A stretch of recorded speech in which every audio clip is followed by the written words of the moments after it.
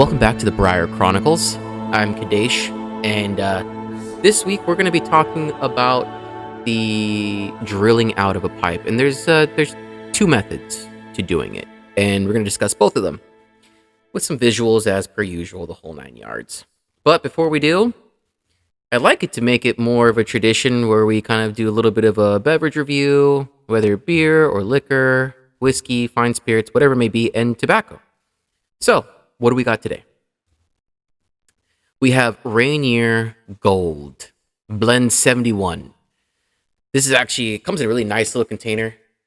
Top pops off. But let me go ahead and read the back to you. It's a blend of Virginia from the U.S. and Southeast African with a little white burley and a touch of Perique, long flake slices and rolled. And if I'm correct, I believe, yes, this has some flavoring added to it. So you could call this an aromatic to some extent, aromatics being the pipe tobaccos that have flavoring added to it. I think a lot of us think of the drugstore cherry tobacco blends, but this is definitely not your grandfather's cherry tobacco. This is definitely a lot more upscale, and the flavoring is honey and orange. So it's Golden Virginia, white burley, and a hint of Perique, and Perique is a nice fermented tobacco. It's actually what comprises American Spirit Blacks, is Perique. So we definitely have a pipe here, a little pickaxe shape right here that is made from Kent Joyce. Nice guy. Nice. He reminds me of, he's got the aesthetic of a nice Appalachian Mountain moonshiner. Very sweet gentleman. Very talented pipe maker. And this was a commission. Commissions are where you go to a pipe artist and you say, hey, I like this particular pipe that you make. Could you make one for me with these subtle changes? Or you go to them with a completely unique idea because you like their aesthetic. And so you maybe want their interpretation of a shape from another artist, or maybe you give them 3 different pictures and say, blend them together and give me something unique. Well, I had seen him do this pipe before, this shape, and I said, can you make it for me, but smaller. I like something hands-free and very light. And as you can imagine, yeah, this is a Bic lighter with a extension tip, but this is an average Bic lighter, and as you can see, it is quite the tiny pipe. A good 30-minute smoke, which is just perfect for for the work that I do. So we'll go ahead and give this guy a try.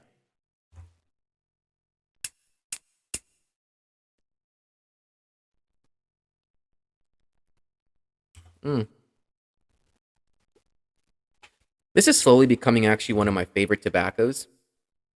It's got a nice, rich, creamy smoke. That orange honey, it's not overpowering at all. Quite frankly, it takes a back seat with all the other flavors of the tobaccos in there. It actually hits you right on the front, and it's just a nice, pleasant sweetness. You get nice, warm, crackery kind of flavor from it, as well as, let's see what else.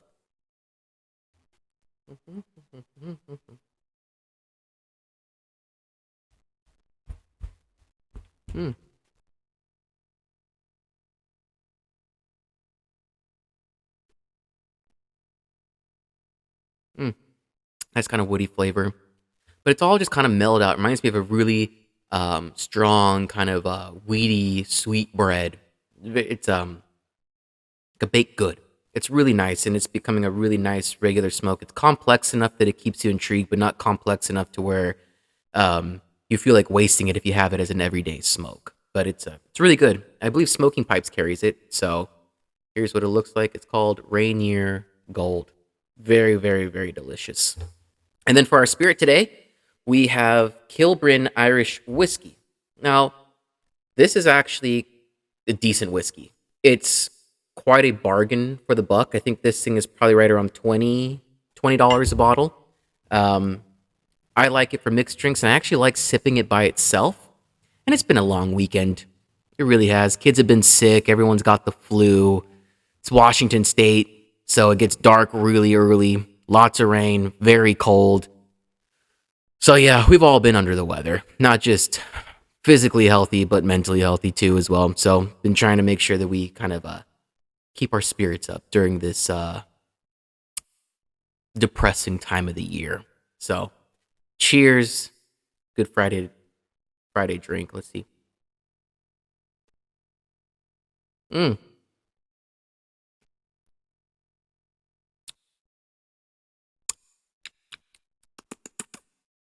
that's pretty good. Mm. It really hits you with a lot of kind of a chocolatey aftertaste. Mm. It's actually pretty sweet.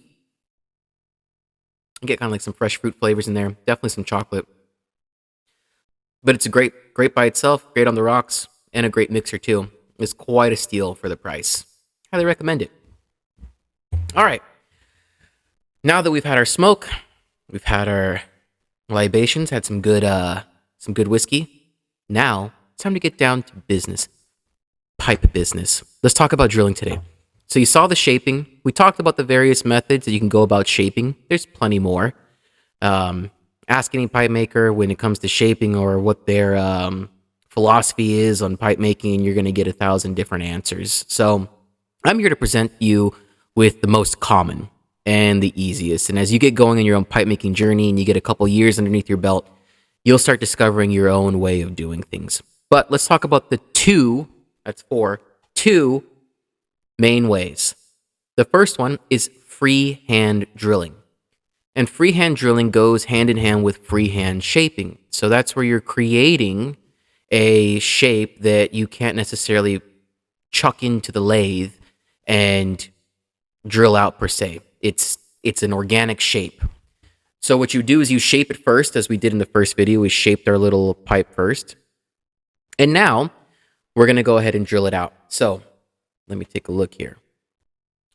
So in order for us to drill it out, we have got to make sure that we have our lines. So as you can see right here, I've got a line. This is a bisecting line that's going to go all the way the direct midpoint of the pipe. This is our center point. This is the line that's going to make sure that every hole that we drill in this pipe is dead center.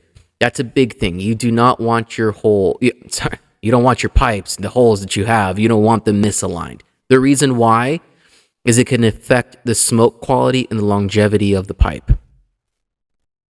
So getting this line, very important. And as you start out and you're freehand drilling, you're going to realize you're going to mess that up a couple times as you dial in your eye to make sure that it's nice and straight. You can use the laser level, one of the ones that kind of shoot out a straight line. You can use those to help, but it's always good to make sure that you're developing your eye.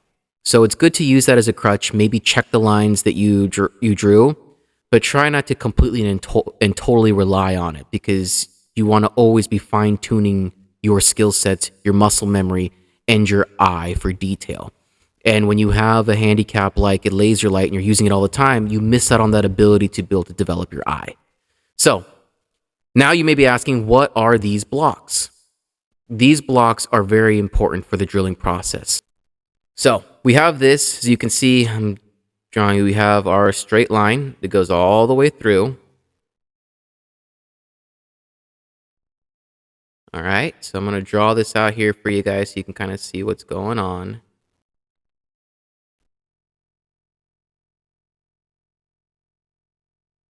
All right, so bear with me here.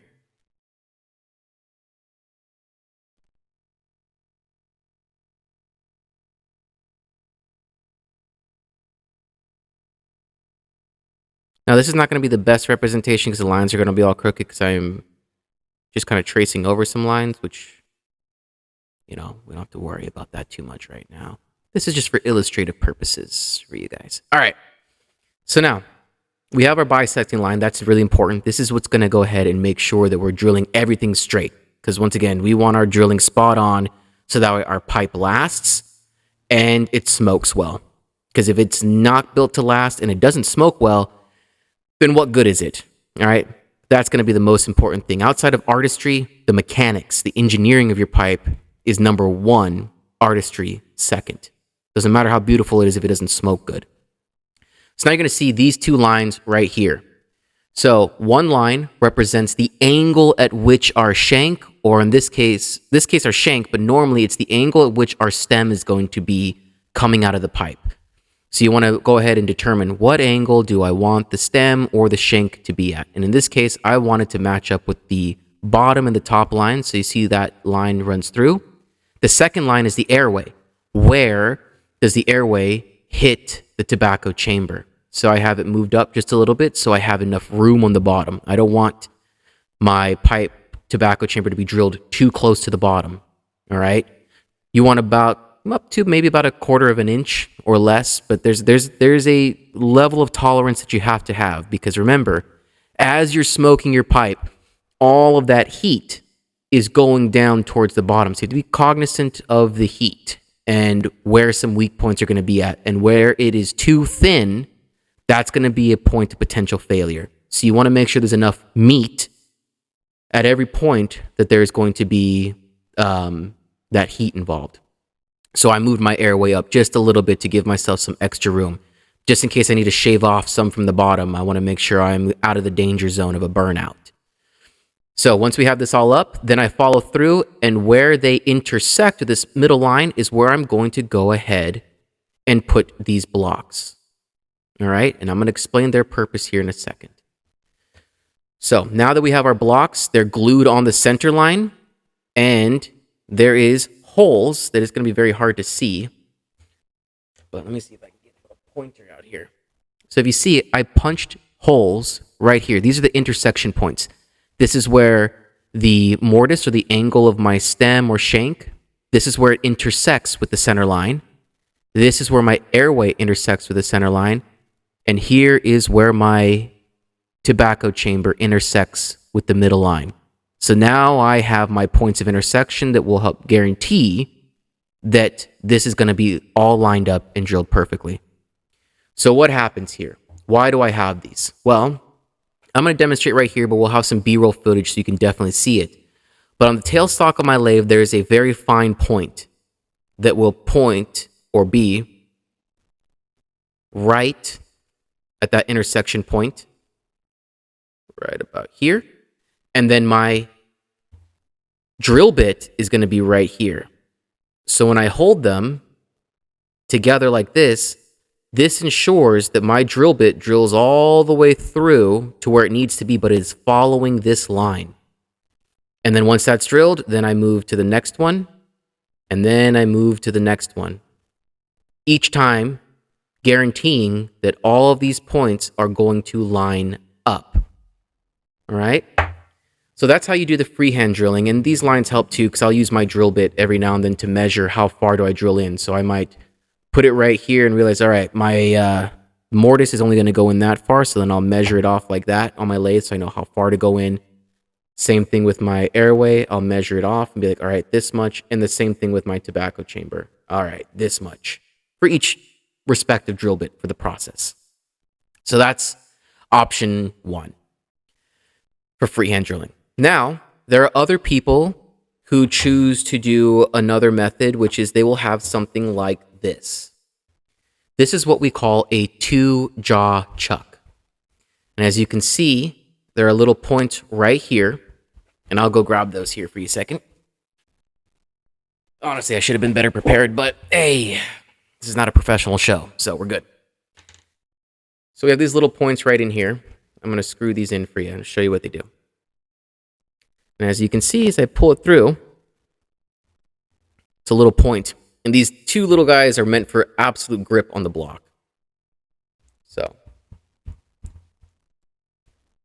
what do these things have to do with each other? Let me show you. So, let's say I carve out a block like this. I cut one out like this. And I want to make a very classic shape, like a billiard or something. So what I do is I'm going to go ahead, kind of the same principle. Here's the intersection point. Since this is a straight pipe, I don't have to worry about various angles. I got 2. Airway, mortise, tobacco chamber. And they all intersect right here. So what I do with a chuck like this is I put my pipe in there and I line it up with that intersection point. And now this whole thing goes into the lathe.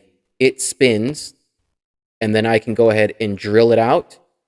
I'll loosen it, and then I can go ahead and twist it this way for the tobacco chamber. All right, so this can all be done by the lathe, and I can cut out any shape that's two-dimensional, and I could do that as I please. And I can have them all drilled out and start shaping. And in a classical shape like this, I can actually utilize the lathe to do most of the work with me, because after I drill it and it's still spinning, I can use my lathe tool to slowly kind of go back and forth until it's nice and circular, or whatever shape that I'm going for. Pros and cons to both. I would say that there is, this way, you can utilize this, and it guarantees pretty much that you don't have to worry about ever having a slip up in the drilling, so long as really nothing. If these two sides are completely parallel, they get chucked in here, you're going to have perfect drilling every time. However, though, the one downfall of this, as opposed to freehand, is that once I drill the holes out, I am committed to this shape. So if I start shaping this block and a flaw appears, because remember, the briar grows in Mediterranean climates, very sandy soil, so there can be inclusions where maybe some sand got in during the growing process that created like a space or a chasm inside of it that I cannot see until I start cutting into this pipe. So if I've already got my airways and everything drilled out and the shape cut out two-dimensionally, I'm committed to that shape. So if a flaw appears, I have to scrap the whole thing. Whereas with freehand drilling, I actually mitigate all the problems, because as I'm shaping the pipe first and a flaw appears, I can change my approach. I can change my game plan. I can change what shape that I want to do. And then once I've dealt with the flaw, then I can drill it out. So that's the one downfall of utilizing a two-jaw chuck to drill something out, is you're really at the mercy of the block, that there are no hidden flaws on the inside once you start cutting into it after drilling it. Whereas with here, I get to deal with the flaws as they come to manipulate my shape, which can usually lead to really creative outcomes. And then I can drill it knowing I'm safe.